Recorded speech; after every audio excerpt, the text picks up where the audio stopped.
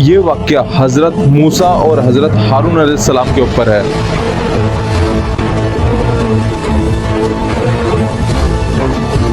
मिस्र का फिरौन एक जालिम बादशाह था जो बनी इजराइल यानी हजरत याकूब अलैहिस्सलाम की नस्ल वालों पर जुल्म करता था।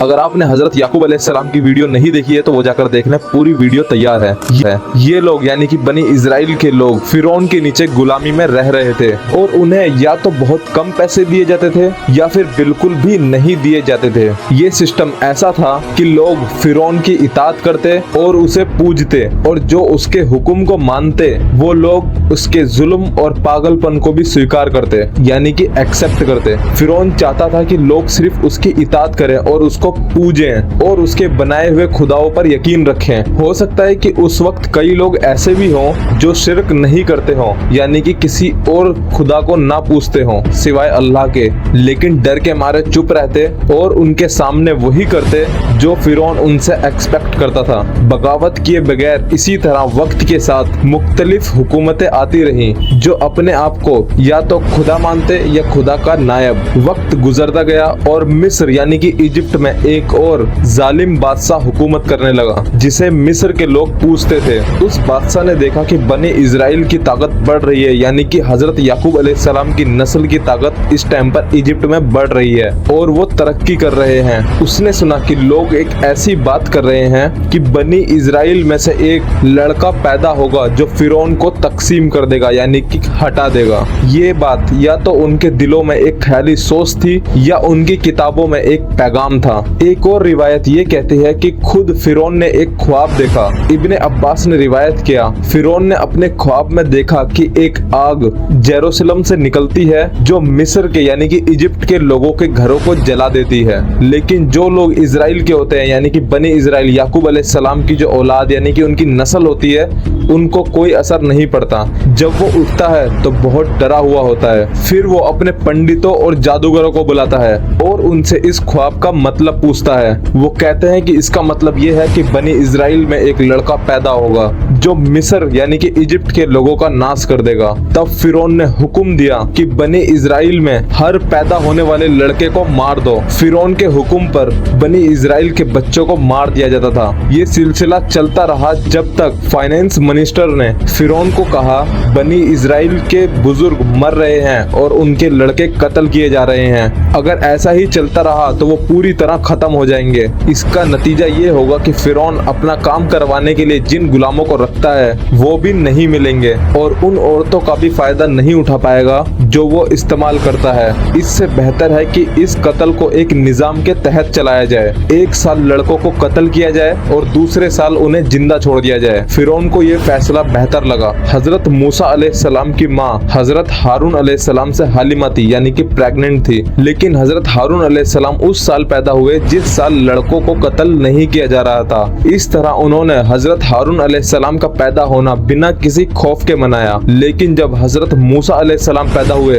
तो वो साल था जब लड़कों का कत्ल किया जा रहा था, इसीलिए उनकी वालिदा को बहुत खौफ महसूस हुआ। उन्होंने हजरत मूसा अलैहिस्सलाम को छुपके से दूध पिलाया और उन्हें किसी तरह महफूज रखा। अल्लाह पाक ने ये वाक़या बयान किया। ये एक वाज़ेह किताब की आयतें हैं जो हक को बताती हैं। हम तुम्हें हजरत मूसा अलैहिस्सलाम और फिरौन का वाक़या सच्चाई से बताते हैं उन लोगों के लिए जो ईमान रखते हैं। बेशक फिरौन ने जमीन पर घमंड किया और वहाँ के लोगों को अलग अलग हिस्सों में बांट दिया। उनमें से एक ग्रुप बनी इजराइल को कमजोर कर दिया, उनके लड़कों को कत्ल कर दिया और उनकी औरतों को जिंदा छोड़ दिया। वो फसाद में से था और हमने चाहा कि उन लोगों पर एहसान करें जो जमीन पर थे और उन्हें हुकूमत दें और उन्हें जमीन का वारिस बनाएं। और हम फिरौन और हमन बेसिकली उसका वजीर था और उनके लश्कर को वो दिखाया जिससे वो डरते हैं। और हमने हजरत मूसा अलैहिस्सलाम की माँ को वही भेजी, उसे दूध पिलाओ, लेकिन जब तुम्हें उसका खौफ हो तो उसे दरिया में डाल दो यानी कि नदी में डाल दो और डरो मत और गमगीन ना हो। हम उसे तुम्हारे पास वापस लाएंगे और उसे अपने पैगंबरों में से एक बनाएंगे। जैसे ही वही खत्म हुई हजरत मूसा अलैहिस्सलाम की माँ ने इस पर अमल किया। उनकी माँ ने हुक्म दिया कि हजरत मूसा अलैहिस्सलाम के लिए एक टोकरी बनाओ। हजरत मूसा अलैहिस्सलाम की माँ ने उन्हें दूध पिलाया और टोकरी में रख दिया और नीले दरिया के यानी कि दरियाए नील इजिप्ट और इजराइल की जो बीच की नदी है उसमें जाकर डाल दिया। एक माँ का दिल कितना रहमत से भरा होता है, लेकिन उनकी माँ को पता था कि अल्लाह पाक उन्हें उनकी माँ से भी ज्यादा प्यार करता है। अल्लाह उनका रब है और इस दरियाए नील का भी रब है। जैसे ही टोकरी दरियाए नील में डाली जाती है, अल्लाह ताला पानी को हुक्म देते हैं कि वह मोहलत से हजरत मूसा अलैहिस्सलाम को उस तक पहुंचाएं जहां वो आगे जाकर पैगंबर बनेंगे। और उन्होंने अपनी बेटी से कहा कि वो उस टोकरी का पीछा करें और वापस आकर उसकी खबर दें। उनकी बेटी दरिया के किनारे किनारे उस टोकरी के पीछे चलती रही और उन्होंने देखा यानी कि उनकी बेटी ने देखा कि वो टोकरी फिरौन के महल के पास आकर रुक गई। महल के नौकर इस टोकरी को दरिया से निकालते हैं और फिरौन और उसकी रानी के पास लेकर जाते हैं। जैसे ही रानी ने इस प्यारे से बच्चे को देखा, अल्लाह ने उनके दिल में इस प्यारे से बच्चे के लिए मोहब्बत डाल दी। फिरौन की बीवी फिरौन से बहुत अलग थी। वो मोमिन थी और फिरौन एक काफिर। वो रहमदिल थी और फिरौन एक जालिम था। रानी के बच्चे पैदा नहीं हो सकते थे और वो एक बेटा चाहती थी। जैसे ही उन्होंने इस बच्चे को अपनी बाहों में लिया, उसने उन्हें चूमा। फिरौन ये देखकर बहुत हैरान होता है कि उनकी बीवी इतने खुशी के आंसू बहा रही है जो उसने पहले कभी नहीं देखा था। रानी ने अपने शौहर से गुजारिश की, इस बच्चे को हमारे पास रहने दो और इसे अपना बेटा बना लें। ये वाक्य अल्लाह ताला ने बयान किया। फिरौन के घर वालों ने मूसा अलैहिस्सलाम को उठाया ताकि वो उनके लिए दुश्मन और गम का सबब बन जाए। बेशक फिरौन, हमन और उनका लश्कर एक गुमराह लोगों में से थे और फिरौन की बीवी ने कहा, ये बच्चा मेरी और तुम्हारी आंखों की ठंडक है, इसे मारो मत, शायद ये हमारे किसी काम आए या हम इसे अपना बेटा बना लें और वो लोग इसके अंजाम को समझ ना सके। रानी ने कुछ औरतों को बुलाया ताकि वो हजरत मूसा अलैहिस्सलाम को दूध पिला सकें, लेकिन हजरत मूसा अलैहिस्सलाम ने किसी का दूध नहीं पिया। रानी बहुत परेशान हुई और उसने और औरतों को बुलाया। हजरत मूसा अलैहिस्सलाम की बहन भी बहुत परेशान थी कि उनका भाई बिना दूध के कैसे रहेगा। रानी की इस परेशानी को देखकर हजरत मूसा अलैहिस्सलाम की बहन ने कहा कि वो एक ऐसी औरत को जानती है जो इस बच्चे को बहुत प्यार से दूध पिलाएंगी। तो उन लोगों ने उनसे पूछा कि वो इस टोकरी के पीछे क्यों चल रही थी, तो उसने जवाब दिया कि उसने ये सब सिर्फ शौक से किया। उन लोगों को उनका जवाब ठीक लगा तो रानी ने कहा, जल्दी से उस औरत को ले आओ। हजरत मूसा अलैहिस्सलाम की माँ भी दिल से बेचैन थी और अपने बच्चे के नसीब से फिक्रमंद थी। तभी उनकी बेटी ने आकर उन्हें ये खुशखबरी सुनाई। उनका दिल बहुत खुश हो गया और वो तुरंत महल चली गई। जैसे ही हजरत मूसा अलैहिस्सलाम यानी कि बच्चे को उनके पास रखा गया, उसने तुरंत दूध पीना शुरू कर दिया। फिरौन बहुत हैरान हो गया और पूछा, तुम कौन हो? ये बच्चा किसी और का दूध नहीं पी रहा था सिवाय तुम्हारे। अगर उन्होंने सच बोला होता तो फिरौन को पता लग जाता कि ये बच्चा बनी इजराइल है और वो हजरत मूसा अलैहिस्सलाम को फौरन मार डालता। लेकिन अल्लाह ने उन्हें हिम्मत दी और उन्होंने जवाब दिया, मैं एक ऐसी औरत हूँ जिसका दूध और महक बच्चों को पसंद आती है और कोई बच्चा मुझे नहीं छोड़ता। ये जवाब सुनकर फिरौन मुतमईन यानी कि रिलैक्स हो गया। उस दिन से वो हजरत मूसा अलैहिस्सलाम को दूध पिलाने वाली बन गई। उन्होंने काफी अरसे तक हजरत मूसा अलैहिस्सलाम को दूध पिलाया। जब हजरत मूसा अलैहिस्सलाम बड़े हो गए और दूध छोड़ दिया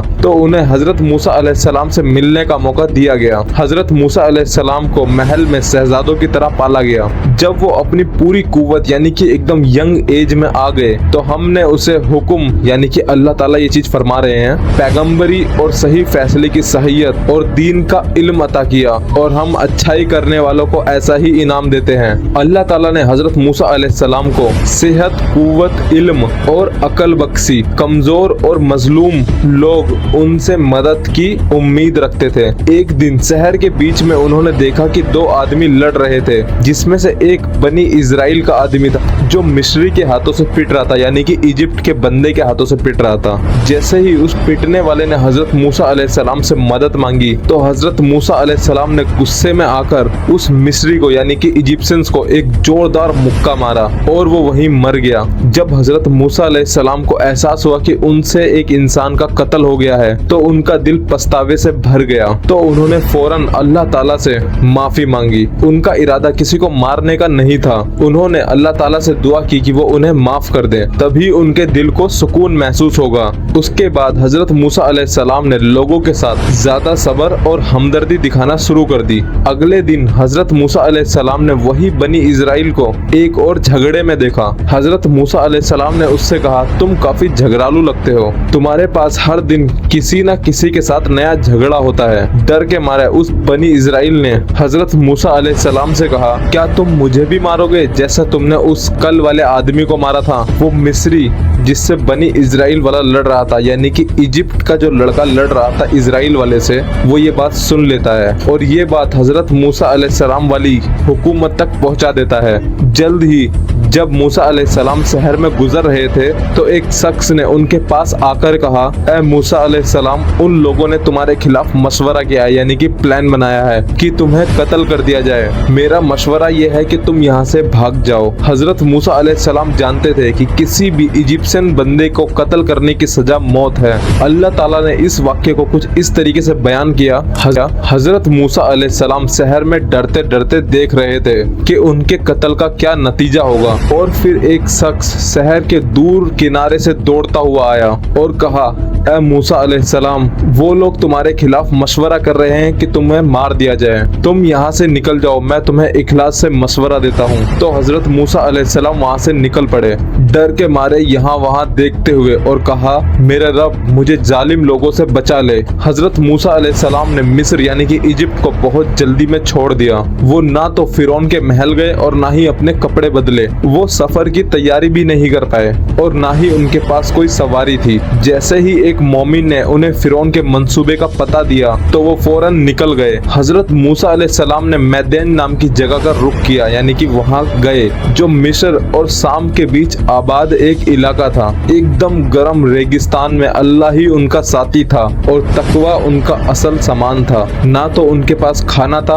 और ना ही जमीन से कुछ सामान मिल सकता था जो भूख मिटा सके। गरम रेत ने उनके पांव जला दिए, लेकिन फिरौन के फौजियों का खौफ उन्हें आगे बढ़ने पर मजबूर कर रहा था। 8 रात का सफर करने के बाद जब दिन में वो चौप कर रहे थे, यानी कि दिन में सफर कर रहे थे, हजरत मूसा अलैहिस्सलाम ने मैदैन नाम की जगह के बाहर एक कुआं देखा जहाँ चरवाहे अपने जानवरों को पानी पिला रहे थे। जब वो वहाँ पहुँचे तो बहुत थके हुए और भूख और प्यास से बेहाल थे। उनके पाँव रेत और पत्थरों पर चल चलकर छिल चुके थे। उस वक्त उनके पास ना तो नए जूते लेने के पैसे थे और ना ही कुछ खाने के लिए। हजरत मूसा अलैहिस्सलाम ने देखा कि कुछ औरतें अपनी बकरियों को दूसरे जानवरों से दूर रोक कर रख रही हैं।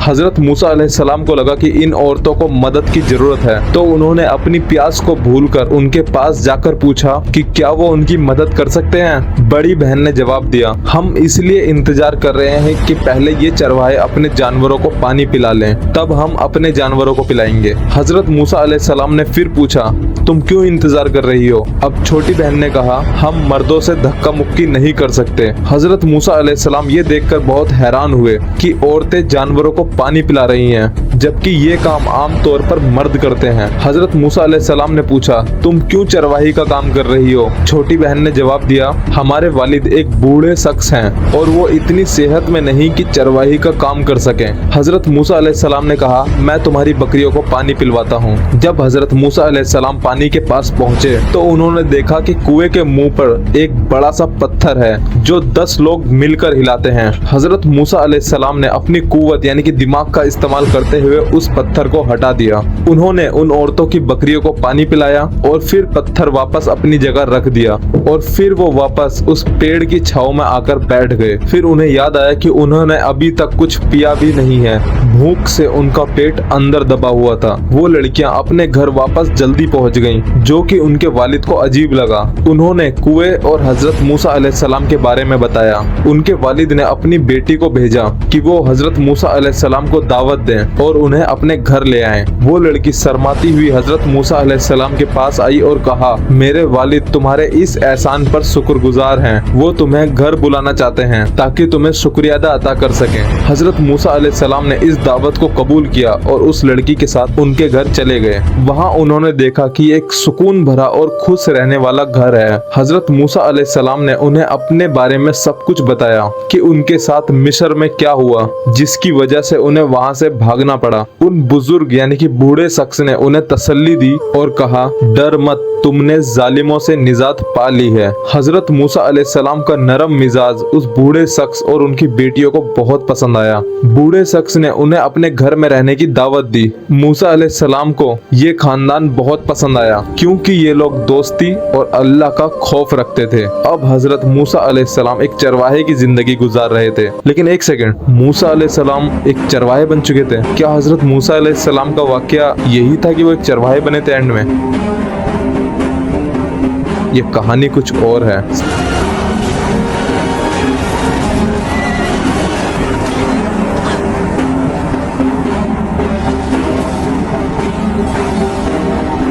सब्सक्राइब कर लेना।